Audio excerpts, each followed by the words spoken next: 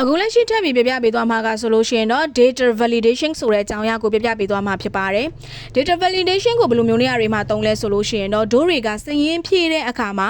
စိတ်ကြိုက်စရင်းကိုပေးဖြည့်မှာမဟုတ်ဘဲနဲ့ဒိုးတွေကန့်သက်ထားတဲ့စရင်းကိုပဲပေးဖြည့်သွားမှာဖြစ်ပါတယ်ဒါဆိုလို့ရှိရင်တော့အဲ့လိုမျိုးကန့်သက်ထားခြင်းနဲ့ဆိုလို့ရှိရင်တော့ data validation ကိုအသုံးပြုလို့ရမှာဖြစ်ပါတယ်ဒါဆိုလို့ရှိရင်တော့ပထမဦးစွာ bell sequence တွေကိုဒိုးကသတ်မှတ်ချင်တာလဲကန့်သက်ချင်တာလဲဒိုးကန့်သက်ထားလို့တဲ့အဲ့ဒီ sequence တွေကို selection မှတ်ပေးရမှာဖြစ်ပါတယ်ပြီးသွားပြီဆိုလို့ရှိရင်တော့ data type ကိုနှိပ်ပေးရမှာဖြစ်ပါတယ် data type ကနေမှတက်စဉ် data validation ကိုနှိပ်ပေးရမှာဖြစ်ပါတယ်ပြီးသွားရင်တော့ data validation ကိုပဲနောက်တစ်ခါထပ်နှိပ်ပေးရမှာဖြစ်ပါတယ်ဒါဆိုလို့ရှိရင်တော့ box ရလာမှာဖြစ်ပါတယ်လက်ရှိမှာဆိုလို့ရှိရင်တော့ any values ဘယ် values ကိုပဲလာတို့ကခွင့်ပြုမယ်ဆိုတဲ့အဓိပ္ပာယ်ဖြစ်ပါတယ်အခုလက်ရှိကတော့အဲ့လိုမဟုတ်ပါဘူး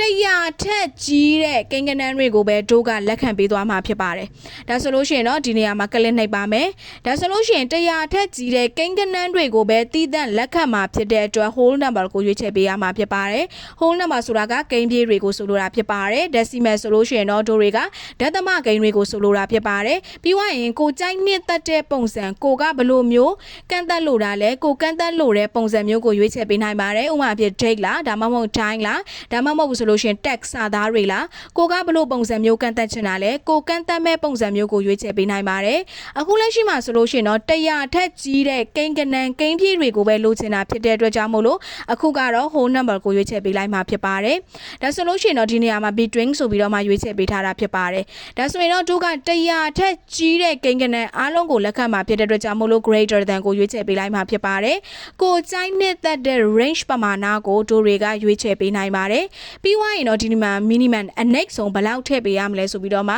ရွေးချယ်ပေးထားတာဖြစ်ပါတယ်တို့ကတရားထက်ကြီးတဲ့ကိန်းဂဏန်းတွေကိုလိုချင်တာဖြစ်တဲ့အတွက်အနှိမ့်ဆုံးတော့100ရွေးချယ်ပေးရမှာဖြစ်ပါတယ်ဒါကြောင့်100လို့ရွေးချယ်ထားတာဖြစ်ပါတယ်ပြီးွားရင် okay နှိပ်ပေးရမှာဖြစ်ပါတယ်ဒါဆိုဒီအခုလက်ရှိ selection မှတ်ထားတဲ့ cell quad တွေထဲမှာစရင်းဖြည့်မယ်ဆိုရင်100ထက်ကြီးတဲ့ကိန်းပြေးတွေကိုပဲလက်ခံပေးသွားမှာဖြစ်ပါတယ်ဒါဆိုလို့ရှိရင်တော့အခုလက်ရှိ200ဆိုပြီးတော့မှရိုက်ထည့်ပါမယ် enter ခောက်မယ်ဒါဆိုရင်တော့လက်ခံမှာဖြစ်ပါတယ်အဲ့လိုမှမဟုတ်ဘဲနဲ့တို့တွေကကြလို့ရှိရင်တော့အခုလက်ရှိ20လို့ရိုက်ထည့်မယ်ပြီးရင် enter ခောက်မယ်ဒါဆိုလို့ရှိရင်တော့သူက box ကြလာမှာဖြစ်ပါတယ်ဆိုလိုတဲ့ဘက်ကဒီလိုမျိုးပမာဏကိုသူကလက်ခံပေးမှာမဟုတ်ဘူးအနည်းဆုံး100ရှိရမယ်100ထက်ကြီးတဲ့ကိန်းဂဏန်းတွေကိုပဲလက်ခံပါမယ်ဆိုပြီးတော့မှ box ကြလာတာဖြစ်ပါတယ်ဒါဆိုလို့ရှိရင်တော့ cancel နဲ့ပြန်ပြီးတော့မှပိတ်လို့ရတာဖြစ်ပါတယ်ဒါဆိုလို့ရှိရင်တော့တို့တွေက100ထက်ကြီးတဲ့ကိန်းပြေဘယ်ကိန်းပြေကိုမဆိုတို့တွေကရွေးချယ်ပေးမယ်ဆိုလို့ရှိရင်တော့သူကရွေးချယ်ပေးလို့ဒီရတယ်ပေါ့နော်စရင်သွင်းလို့ရမှာပဲဖြစ်ပါတယ်ဒါဆိုလို့ရှိရင်တော့တို့ကဒိုကန်သက်ထားတဲ့ပမာဏမှာပဲဖြည့်စေချင်တယ်ဆိုလို့ရှိရင်တော့ data validation ကိုအသုံးပြုလို့ရမှာပဲဖြစ်ပါတယ်